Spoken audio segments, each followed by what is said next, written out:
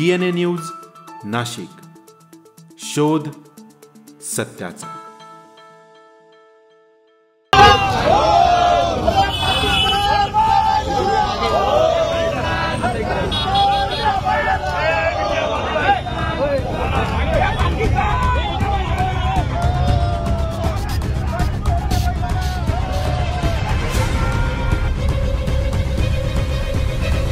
गेल्या मंगळवारी जम्मू काश्मीरमधील पहलगाम या ठिकाणी दहशतवाद्यांकडून 27 हिंदू पर्यटकांची हत्या करण्यात आली। याचा देशभरातून कडाडून निषेध केला जातोय। याच पार्श्वभूमीवर नाशिकमध्ये पहलगाम घटनेचा शिवसेना उद्धव ठाकरे गटाच्या वतीनं निषेध नोंदवण्यात आलाय। पक्षाच्या शालिमार येथील कार्यालयासमोर पाकिस्तानच्या ध्वजाची होळी करत अतिरेक्यांना शोधून काढा आणि त्यांना कडक शासन करा अशी मागणी करण्यात आली आहे।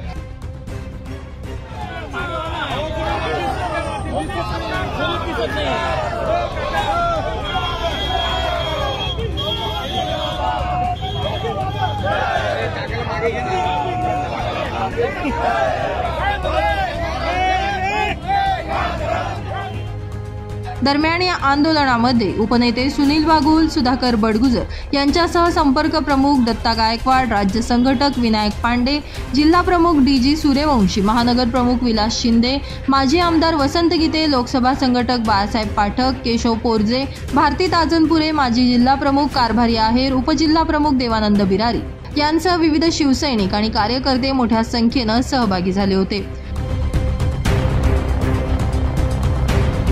Bureau report, DNA Nashik news, Nashik.